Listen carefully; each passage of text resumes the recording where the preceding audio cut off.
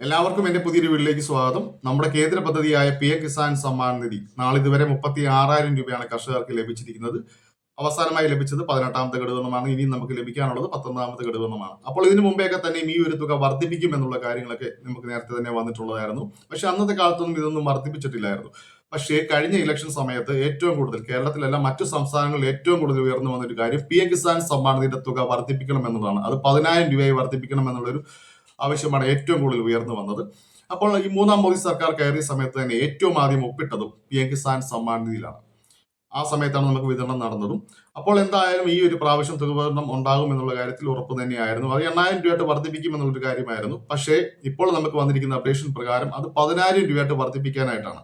അപ്പോൾ ഈ ഫെബ്രുവരിയിൽ നടക്കുന്ന ബജറ്റിൽ ഇത് 10,000 രൂപയായിട്ട് വർദ്ധിപ്പിക്കണം എന്നുള്ള തീരുമാനം ഉണ്ടാകും എന്നുള്ളൊരു അപ്ഡേഷനാണ് വന്നിരിക്കുന്നത്.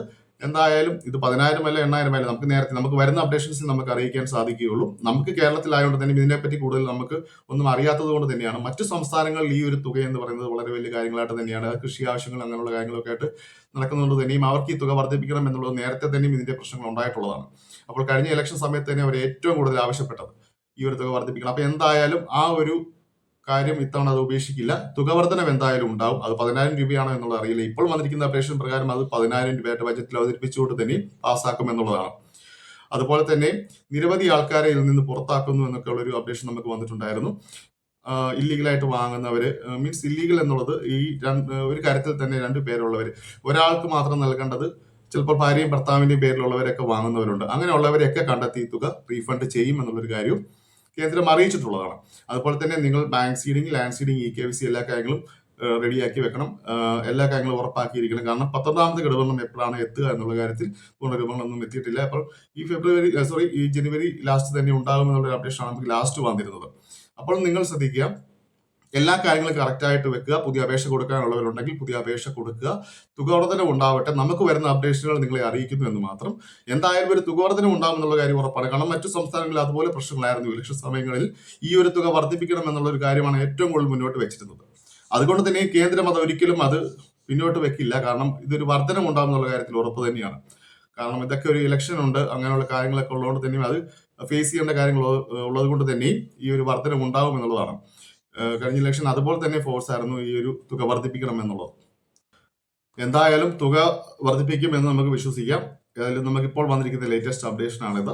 ഈ തുക വർദ്ധിപ്പിക്കുകയാണെങ്കിൽ തന്നെയും നമുക്കിനി വർഷം തോറും 10,000 രൂപയാണ് കർഷകർക്ക് ലഭിക്കുന്നത്. 5 ഗഡുക്കൾ വീതം ഈ 2 മാസം കൂടുമ്പോൾ 2,000 രൂപ വീതം എല്ലാ കർഷകർക്കും ലഭിക്കുന്നതാണ്.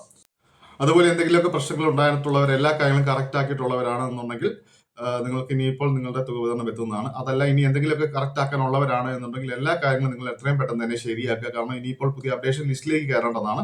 പേയ്മെന്റ് ലിസ്റ്റിലേക്ക് കയറി കഴിഞ്ഞാൽ പിന്നെ അത് കഴിഞ്ഞിട്ടുള്ള വരുന്നതെല്ലാം പിന്നെ ബാക്ക് ലിസ്റ്റ് ആണ്. അത് പിന്നെ 20ാമത്തെ ഗഡുവിനം ലഭിക്കുന്നവർക്ക് മാത്രമേ ആ ഒരു തുക വിതരണം പിന്നെ ആ ഒരു സമയത്തേക്ക് ലഭിക്കുകയുള്ളൂ. അപ്പോൾ അതിന് മുന്നേ തന്നെ ഈ 15ാം തീയതിക്കുള്ളിൽ തന്നെ എല്ലാ കാര്യങ്ങളും നിങ്ങൾ കംപ്ലീറ്റ് ചെയ്ത് യെസ് ആക്കിയിരിക്കണം. ആ യെസ് ആക്കിയെങ്കിൽ മാത്രമേ നമുക്ക് 19ാമത്തെ ഗഡുവിനം നമുക്ക് ലഭിക്കുള്ളൂ.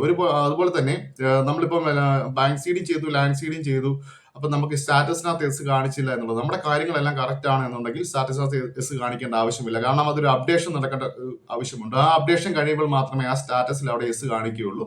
പക്ഷേ നമുക്കത് ഓൾറെഡി അതെല്ലാം എസ് ആയിരിക്കും. ഈ സ്റ്റാറ്റസ് കാണിക്കണം എന്നുണ്ടെങ്കിൽ കേന്ദ്രത്തിന്റെ വെബ്സൈറ്റ് ആയ PM കിസാൻ എന്നുള്ള വെബ്സൈറ്റ് നമുക്കത് റെഡി ആവണമെന്നുണ്ടെങ്കിൽ അവരുടെ ഒരു അപ്ഡേഷൻ കഴിഞ്ഞെങ്കിൽ മാത്രമേ അവിടെ അതെല്ലാം എസ് ആയിട്ട് കാണിക്കുകയുള്ളൂ. ബാക്കി നമ്മളെല്ലാ കാര്യങ്ങളും കറക്റ്റായിട്ട് ചെയ്യാനുള്ള കാര്യങ്ങളെല്ലാം ചെയ്ത് വെക്കുക. എസ് ആവാനുള്ളതൊക്കെ അവിടെ എസ് ആയിക്കോളും. ഓക്കെ, അപ്പോൾ എന്റെ വീഡിയോ ഇഷ്ടമായെങ്കിൽ സബ്സ്ക്രൈബ് ചെയ്യാനും ലൈക്ക് ചെയ്യാനും മറക്കരുത്. താങ്ക്